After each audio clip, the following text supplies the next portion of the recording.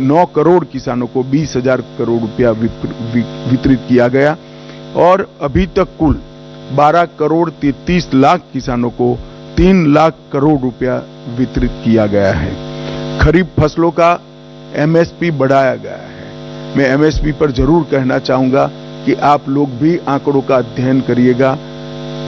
UPA सरकार और कांग्रेस की राज्य सरकारों से कई गुना ज्यादा एमएसपी की खरीदी भारतीय जनता पार्टी की नरेंद्र मोदी सरकार ने की है, हमारी एनडीए सरकार ने की है। यही बताता है कि सरकार किसानों के हितों को समर्पित है। मक्के से इथेनॉल के उत्पादन के लिए सहकारी चीनी मिलों के इथेनॉल उत्पादक इकाइयों का मल्टीफीड इथेनॉल इकाइयों में रूपांतरण किया गया है। अब वो न केवल गन्ने के रस से मक्के से भी इथेनॉल उत्पादन कर पाएंगे। तो जिस वक्त देश में चीनी की जरूरत होगी तब गन्ने का रस का उपयोग नहीं होगा, मक्के का उपयोग होगा, और चीनी ज्यादा होगी तब चीनी के रस से इथेनॉल बनेगा। हमने प्याज और बासमती चावल की न्यूनतम निर्यात मूल्य एमईपी को हटा दिया गया है। प्याज पर निर्यात शुल्क 40% से 20% करा है और एग्रीश्योर नाम का एक नया फंड लॉन्च करने का भी हमने काम किया है। मध्यम वर्ग को भी इस 100 दिनों में कई सारी राहत दी गई है। टैक्स राहत 7 लाख तक की आय पर अब कोई टैक्स नहीं लगेगा। वन रैंक वन पेंशन का तीसरा संस्करण लागू कर दिया गया है और 3 करोड़ घर प्रधानमंत्री आवास योजना के तहत स्वीकृत किए गए हैं। शहरी योजना के तहत 1 करोड़ घर और ग्रामीण इलाकों में 2 करोड़ घर। प्रधानमंत्री सूर्यघर मुफ्त बिजली योजना एक प्रकार से 2024 के बीच 2.5 लाख से ज्यादा घरों में सौर ऊर्जा का सिस्टम अब तक लग चुका है।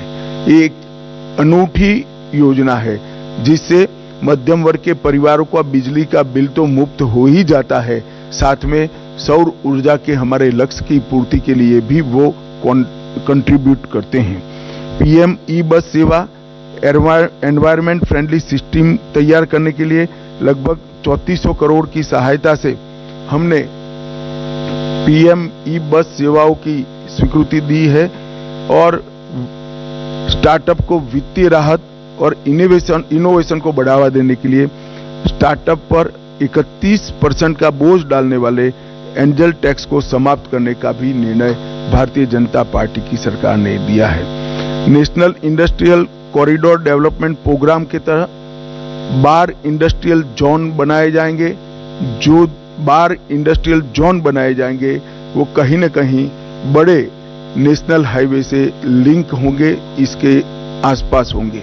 ये national industrial corridor development programme के तहत 12 इंडस्ट्रियल जोन देश के हर क्षेत्र में बनाने का हमने निर्णय किया है। सबसे महत्वपूर्ण निर्णय मध्यम वर्ग के लिए मुद्रा ऋण की सीमा 10 लाख से बढ़ाकर 20 लाख कर दी गई है।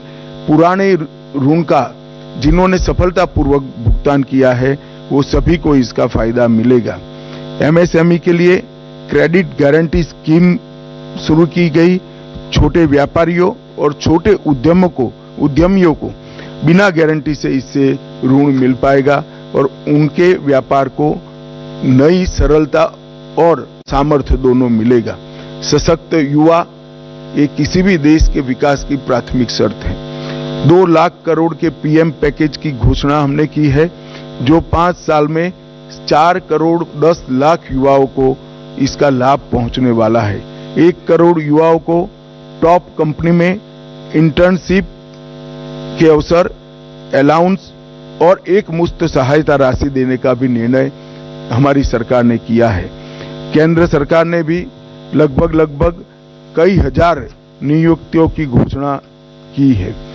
कैपिटल एक्सपेंडिचर को बढ़ाकर 11,11,000 करोड़ तक पहुंचाना ये अपने आप में एक मील का पत्थर है। इससे कई युवाओं को रोजगारी के नए अवसर पैदा होंगे और हमारा इंफ्रास्ट्रक्चर भी मजबूत होगा। PLI स्कीम और 12 इंडस्ट्रियल जोन के विकास से भी तजज्ञ युवाओं की नौकरियों का सृजन होगा। स्टार्टअप और MSME के लिए जो वित्तीय प्रोत्साहन हमने दिया है वो भी युवाओं के लिए कारगर साबित होने वाला है।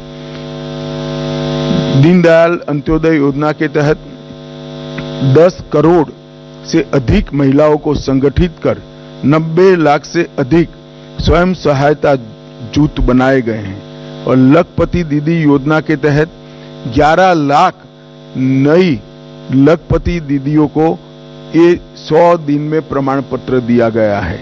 1 करोड़ से अधिक लखपति दीदियां प्रतिवर्ष 1 लाख रुपया सालाना कमाई कर रही है।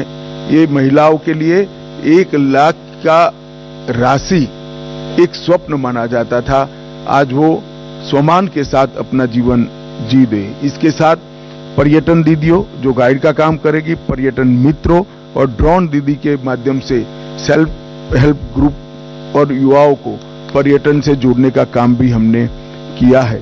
प्रधानमंत्री जनजातीय उन्नत ग्राम अभियान, इसके तहत 63,000 जनजातीय गांवों का पूर्ण विकास किया जाएगा, जिससे 5 करोड़ आदिवासियों की आर्थिक स्थिति में सुधार आएगा। ये योजना के तहत गांव को प्राथमिक जरूरियातों से और प्राथमिक सुविधाओं से संपूर्ण युक्त किया जाएगा। अनुसूचित जनजाति के दिव्यांग व्यक्तियों के लिए 3 लाख नए पहचान पत्र एक अभियान चलाकर 100 दिन में दिए गए। एकलव्य मॉडल आवासीय विद्यालय एक नए पहलुओं के साथ, नए आयामों के साथ फिर से इंट्रोड्यूस हो रहा है। वक्फ संशोधन विधेयक 2024 वक्फ संपत्तियों के प्रबंधन और संरक्षण और उसके दुरुपयोग तीनों को कमिटेड है और आने वाले दिनों में पार्लियामेंट में इसको पारित किया जाएगा। आयुष्मान भारत योजना आज देश के कई करोड़ लोगों के जीवन का सरल जीवन का आधार बनी हुई है। 5 लाख तक का स्वास्थ्य से जुड़ा सभी खर्चा NDA की नरेंद्र मोदी सरकार उठा रही है और ये प्रधानमंत्री जी का बड़ा महत्वाकांक्षी प्रोग्राम है। अब जैसा हमने हमारे घोषणा पत्र में वादा किया था, 70 वर्ष या उससे अधिक आयु के सभी वृद्ध नागरिकों को 5 लाख तक का मुफ्त कवरेज दिया जाएगा।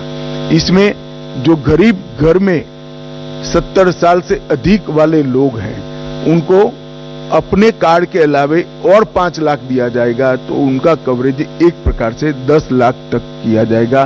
करीब करीब 4.5 करोड़ परिवारों के 6 करोड़ वृद्ध नागरिकों को इसका फायदा मिलेगा। इसमें आय की कोई सीमा नहीं रखी गई है। 75,000 नई मेडिकल सीटें बढ़ाकर हम मेडिकल एजुकेशन के लिए विदेश पर की निर्भरता को लगभग समाप्त कर देंगे। हमारी पूरी रिक्वायरमेंट ये 75,000 सीट बढ़ने के साथ ही पूरी हो जाएगी और इसके लिए हमने 3 साल का लक्ष्य रखा है। नियमित टीकाकरण के लिए, उसको डिजिटल बनाने के लिए यूविन पोर्टल भी यही 100 दिन में शुरू किया गया और देश के डॉक्टरों की एक सेंट्रलाइज रिपोजिटरी बनाने का काम भी इसी 100 दिन में हुआ है। 23 अगस्त को पहला अंतरिक्ष दिन मनाया गया है। इससे किशोरों को और युवाओं को अंतरिक्ष के क्षेत्र में रुचि लेने के लिए, प्रोत्साहन देने के लिए और उनका हैंड होल्डिंग करने के लिए ढेर सारी योजनाएं शुरू की गई। अंतरिक्ष स्टार्टअप के लिए 1000 करोड़ के वेंचर कैपिटल फंड की योजना भी हुई। आपदा प्रबंधन के लिए राष्ट्रीय डेटाबेस और ग्रामीण भूमि रिकॉर्ड के लिए भुवन पंचायत पोर्टल भी शुरू किया गया।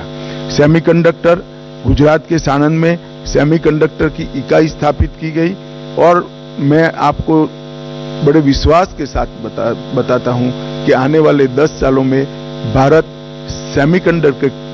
सेमीकंडक्टर के क्षेत्र में एक बहुत बड़ा प्लेयर बनके उभरेगा।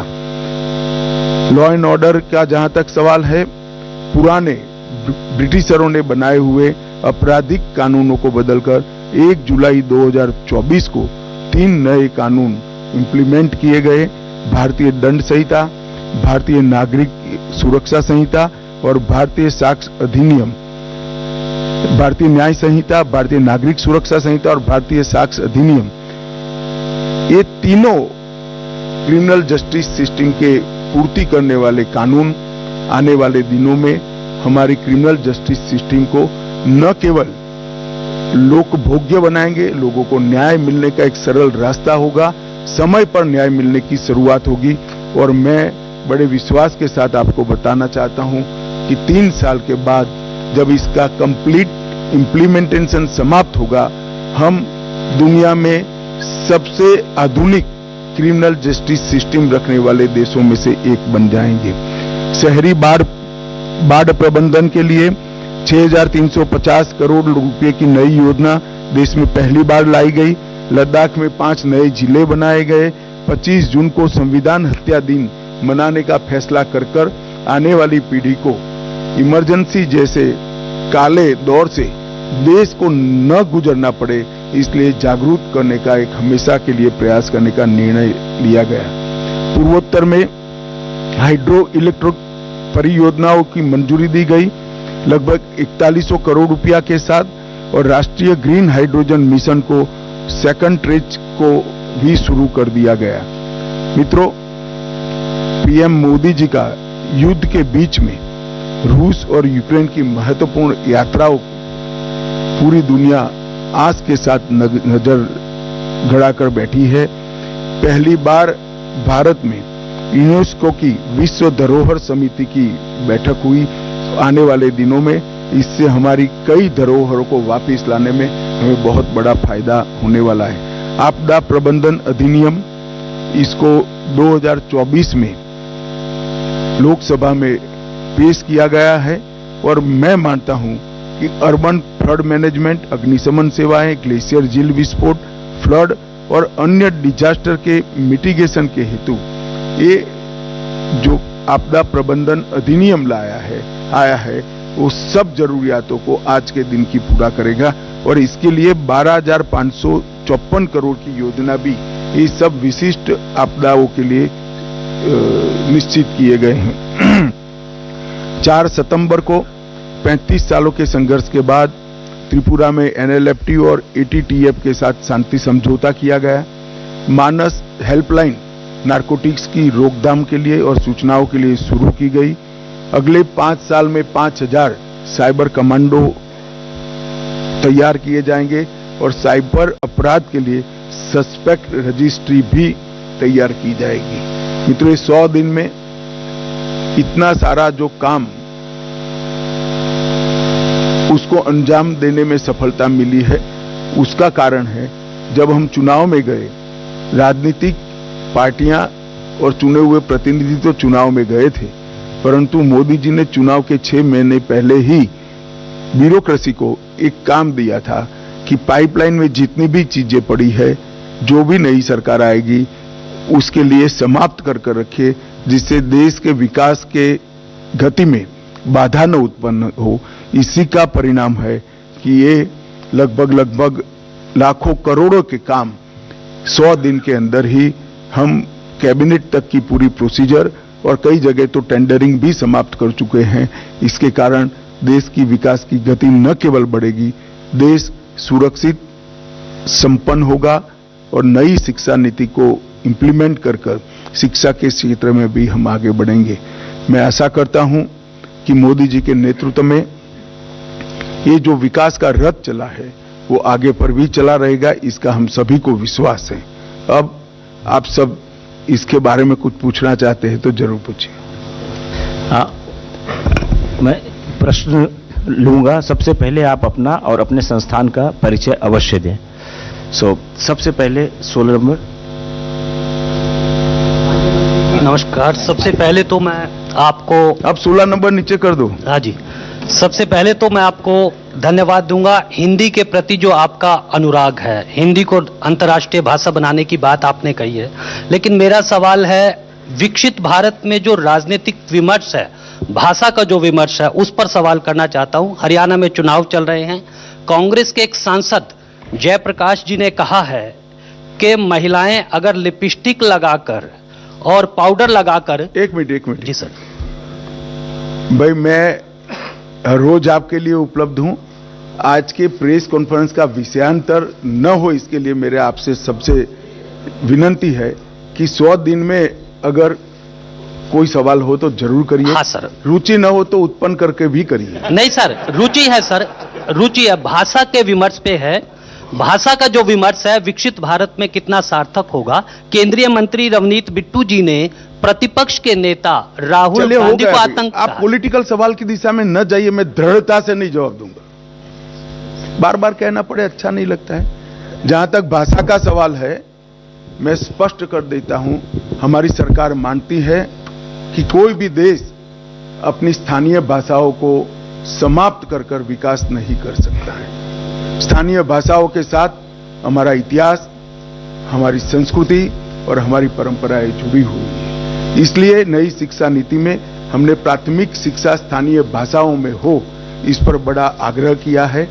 और राजभाषा का जहां तक सवाल है, मैंने बहुत स्पष्ट किया है कि हिंदी का किसी स्थानीय भाषा से कोई स्पर्धा नहीं है। राजभाषा विभाग ही अब एक ऐसा पोर्टल लेकर आएगा, किसी भी भाषण का, किसी भी लेख का, किसी भी आलेख का कुछ सेकंडों में ही संविधान की 8वीं सूची की सभी भाषाओं में भाषांतर कर देगा। धन्यवाद सर। 67। सर मैं शैलेश यादव हूँ ANI न्यूज़ एजेंसी से। सर आयुष्मान भारत के बारे में मेरा ये सवाल है। अभी सरकार ने जो है 70 साल और 70 साल से ऊपर के लोगों के लिए को उसमें शामिल करा है। तो सर मेरा ये सवाल है कि क्या सरकार की कोई ऐसी योजना है कि मिडिल और लोअर मिडिल क्लास को भी इस योजना में शामिल किया जाए? नहीं, मैं समझ नहीं पाया। आयुष्मान भारत में सर क्या लोअर और लोअर मिडिल क्लास को भी शामिल करने की योजना है? जो 70 साल के ऊपर के जितने वरिष्ठ नागरिकों को 5 लाख तक की सुविधाएं देनी है, उसमें हमने आय की कोई सीमा नहीं रखी। कोई भी व्यक्ति को ये फायदा मिलने वाला है। देश के सभी 70 साल से वरिष्ठ नागरिकों को फायदा मिलेगा। तो स्वाभाविक रूप से मध्यम वर्ग और उच्चतर मध्यम वर्ग, और कोई लेना चाहे ना चाहे मुझे मालूम नहीं है, मगर कोई करोड़ोंपति भी लेना चाहे तो वो एंटाइटल होगा।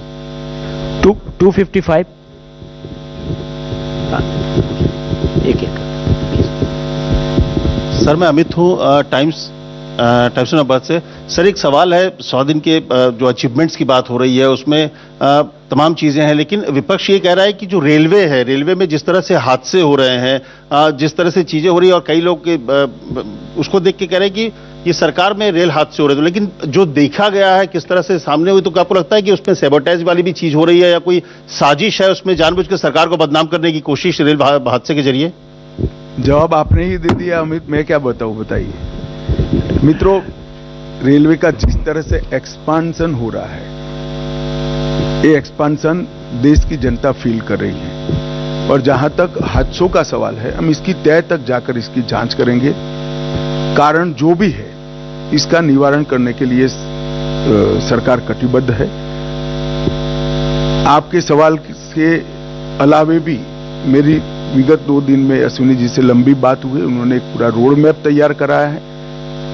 हादसे अगर षड्यंत्र है तो वो भी लंबा नहीं चलेगा, और जहां जहां कोई और चीज की जरूरत है, गैप्स है, इसको भी भर दिए जाएंगे।